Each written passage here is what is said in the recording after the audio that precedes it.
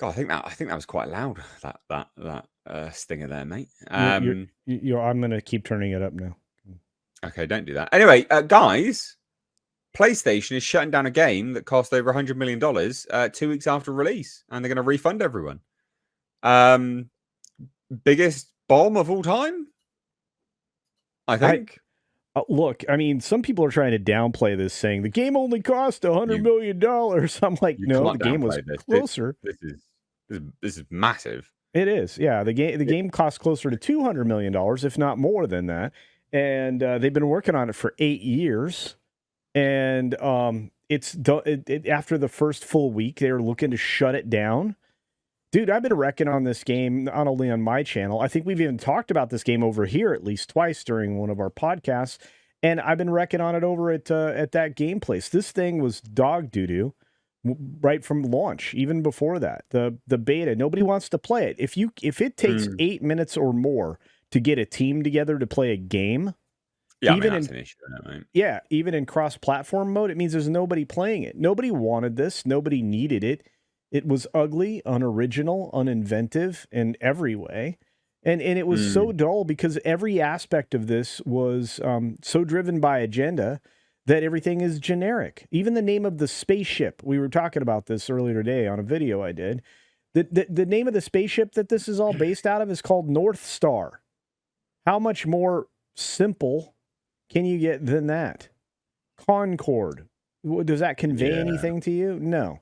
So PlayStation created a studio called Firewalk Studio just for this game.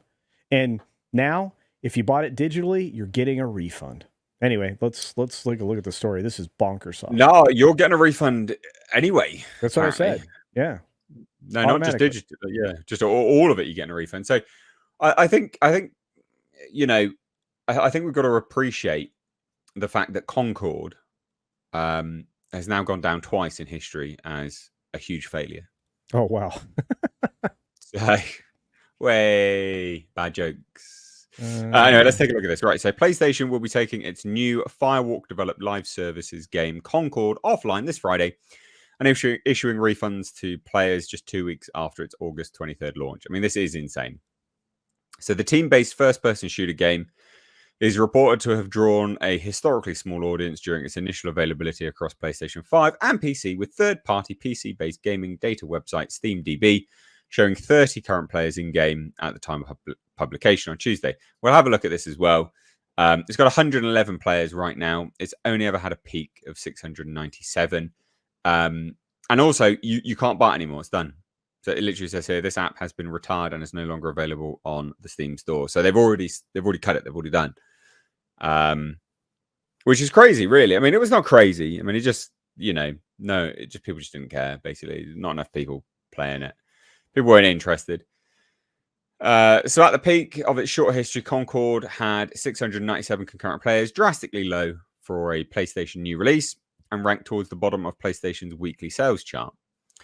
In Concord, which has largely been compared to popular multiplayer shooters Overwatch, players assemble a crew of free gunner space outlaws from the spacecraft North Star for online games between two teams of 5 members each. With so few people playing, Concord matchup availability became very difficult to come by during gameplay.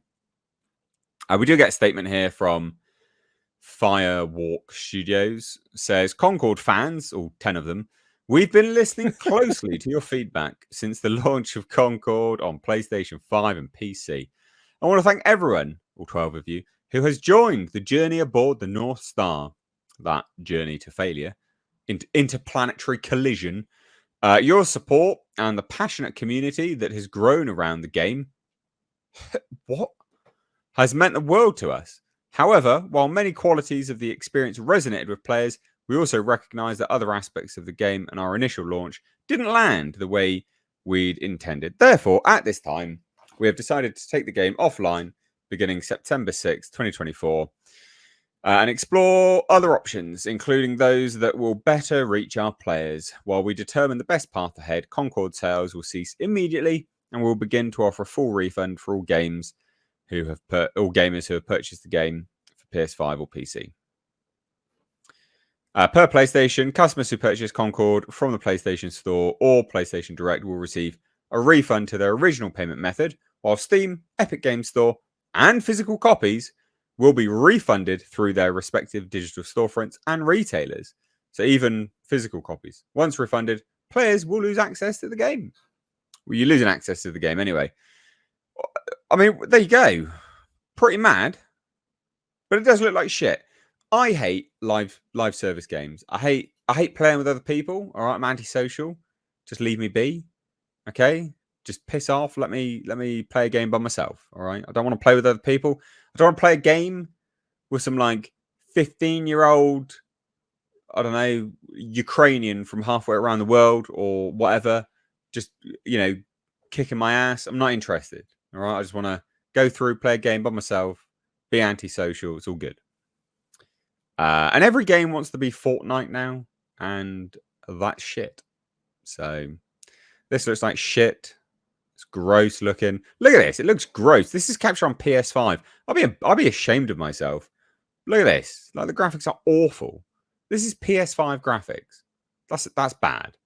It looks terrible. That's it. I don't have much else to say, to be honest. Yeah, well, you're being a little kind to this game. But I mean, just the character development was all going to come in little vignettes, so you could find out whose sleeping bag they were crawling into every week. You were supposed to get annual or weekly updates in little vignette forms about each of these characters and what was going on in them, and give you insight into their backstory, because and their sleeping bag story, and all of that. It was very undercooked. It was very plain Jane. Like I said, there was no uniqueness to it, and looter shooters are over as a genre. A lot of these games are being now basically jettisoned from players, memory on their machines, so that they can make space for something different and better. So, I mean, you're watching Overwatch 2 have or Overwatch have a slow death. You're watching Destiny have its slow death. And, there are games that'll stick around forever, but this was also managed very poorly. And again, games that go as a live service are only a live service for two reasons. One, to control your access so that at any point in time they can do what they just did. And number two, so that they can sell you stuff. Because they want to monetize this every season, quote unquote. And look, if it's a free to play game, that makes sense. You might want a particular skin, you might want access to some other thing, so you'll kick a little, few nickels here and there like a phone game. But with something like this, not so much. I think live service games are complete dog poo, and I hate that every game is trying to go that direction. Yeah, I mean, look, at the end of the day, I understand the methodology in the sort of business practice, right? Like these games companies are spending just ridiculous sums of cash on these games, right? $200 million, whatever. Like, it's insane. However, one, don't spend so much money developing a game. Two, develop a good game, which will just sell good anyway. Rather than having to rely on sort of secondary income market from that game itself. People don't want to do that, right? Games are expensive enough as it is, like they're expensive. And, I remember back in the day, I mean, I don't know, I can't remember how much they used to be. I used to be able to pick up a PC game for like £5. £5. What's that, like $10, $7, something like that? Admittedly, this is when graphics weren't exactly amazing, but there were lots of good games that you could pick up. And even then, I don't think back in the day there were any games that were like £60. I would never spend £60 or £70 or $100 on a video game. Like, that's madness. So I don't get it either. Trying to rinse people, basically. Yeah, I don't get it either. I mean, for a very long time now, I've been like rejecting games that, cost that much money. Like, I might pick up one a year, maybe two. But I've been looking at a lot of my older games and I'm refascinated with them because of their quality, for being 6 to 8 to 10 years old.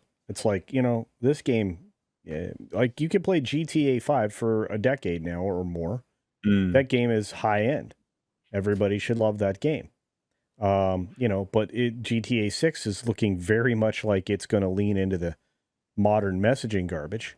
And I have a feeling there are going to be a lot of very angry people. And the very moment that I confirm the stuff that I've heard about that game, I'm going to report the heck out of it. Because again, much like Ubisoft, Take-Two Interactive knows that they are going against the direction of their core audience. And they're going to suffer for it. Yeah. I just think, I don't know. You're hitting a brick wall with this stuff now with games because you're also trying to get, DEI, ESG money. So you got to push that narrative, but gamers won't buy that, as we've seen.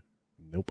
So you're just smashing against a brick wall because people don't want to spend that much money on this stuff. It's just, it's ridiculous. Absolutely ridiculous. So, is this the quickest cancellation and bomb in gaming history? Like, is there one which is quicker than this, or is this I think this is the quickest one, isn't it? Surely. I have never seen anything canceled quicker, and I've been gaming for basically my entire life since gaming was created. So. I mean, I used to go to the arcades back when video game arcades were a new thing. Cabinet games were a new thing. I'm going to say I've never seen anything canceled this quickly. So it's bizarre.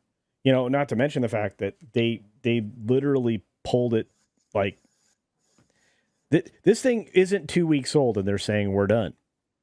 It tested poorly in beta. It tested poorly in open beta, and nobody wanted this game. They're just like full steam ahead. Like, we're going to keep going with this one, and I'm like, you're going to lose a lot of money. I will say this though, kudos to Sony for just refunding everyone. That's great. Yeah, you buy goodwill by doing that. True, and they're going to need it. I mean, they offer garbage. Sony's got a real problem on their hands now because they've leaned completely into the DEI money. So yeah, well, we'll see what happens. But there you go, ladies and gents. Yeah. I thought we would bring you that story. Let's move on.